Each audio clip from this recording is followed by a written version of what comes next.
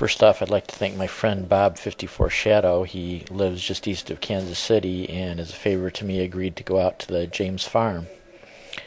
Here you're seeing the James Farm store and museum. Now here is some pictures that are posted on the outside of the museum wall. What I'm going to do as he comes in on this one is I'm going to freeze frame it. Now this is the way the house looked in 1978, just before the county took it over. It was about ready to collapse. As you can see, the front porches collapsed forward. And here Bob took some shots of the peacefulness surrounding the farm on the walk down trail as you go towards it. Very beautiful, still a rural countryside, still kind of looks like what you would expect it, at least similar to what it looked like probably when the James brothers lived there. Not really built up or surrounded by a lot of urban area yet. Now here's some shots he took of the back side of the house where they have a nice cutaway there to show you the way the house was originally constructed, using logs and chinking. And there's a well pump out back. Let me tell you a little bit about that too. There's the front of the house and the porch. As you can see, they've got it all fixed up pretty well.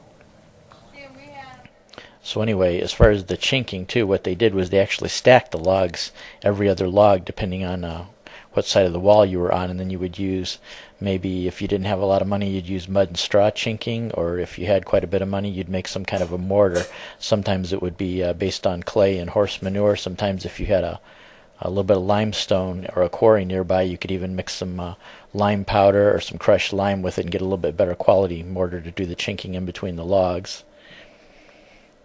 Now here's the original Jesse James grave. He doesn't lie here right now. He's in a cemetery a few miles away. But if you notice here, I'm going to zoom in a little bit on it. There's actual little creek pebbles on there, and that's the way the grave was originally decorated. At least the top part with the pebbles there would have looked pretty much originally the way it was in about 1905 to 1910, somewhere thereabouts. But you see they're just little round creek rocks, and I'm going to tell you a story in a few minutes about that. And next I'm going to show you some pictures here. This picture you're looking at right now, this picture was taken in 1867, and Jesse James is on the right. His brother Frank is seated in the middle, and to the left is a guy called Charles Fletch Taylor. He's one of the guerrillas that rode with them for a period of time. This is the only family portrait I'm aware of that actually exists of the James family. It's Frank and Jesse in the back, left to right, the center back. To the left of them is a newspaper man called John Edwards that used to write stories about them. And then the woman beside Jesse James is Z. Mims. Actually, her name is Zerelda, like his mom. It's his first cousin and going to be his future wife. The two older people right in front of Frank and Jesse, that's Reuben Samuel, his stepdad, and that's his mom Zerelda, and then John Samuel is the little boy sitting in the lap in front of them. Of the other four girls up front, two of them are probably either cousins, or one of them is Susan James, his sister. I'm not sure which one though. This is a picture of Jesse James when he was in his late 20s, early 30s. I'm not really sure the year this picture was taken.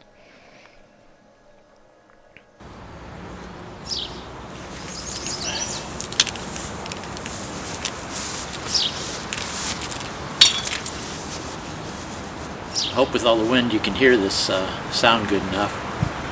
But if you get a chance to go out to the James family farm and take a tour, you might hear some of the stories told by the tour guides that Zerelda used to tell, or they might tell you about some of the things that Zerelda used to do during the tours.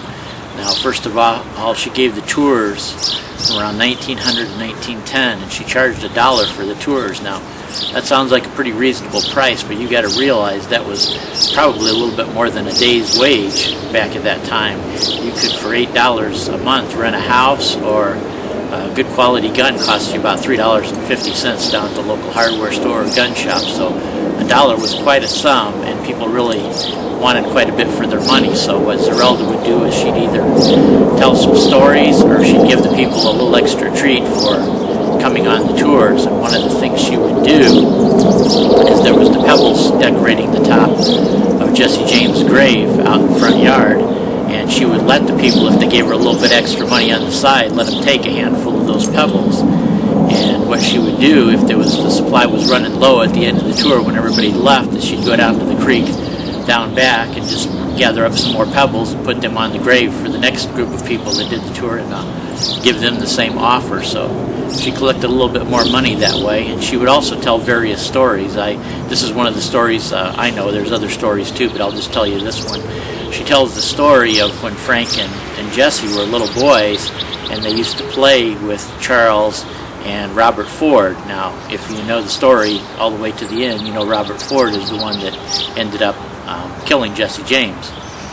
But really, there couldn't be, it's not likely that story was ever true or even happened, because the first any kind of record of any of the James brothers meeting any of the Ford brothers was when Frank James rode with Clark Quantrill.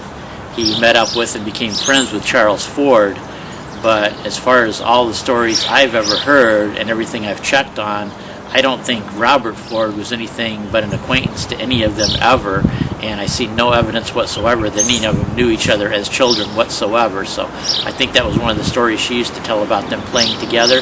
And one thing she'd add to the story is she'd say that she talked to Jesse, and she said, I kind of like Charlie Ford, but I don't really trust that Bob Ford at all. I don't trust him. He's not the trustworthy type. And I think that's kind of to add to the story that goes up to when Jesse was actually shot by Robert Ford. There were some other stories too, and as I go along, I'll tell some more stories about Zerelda.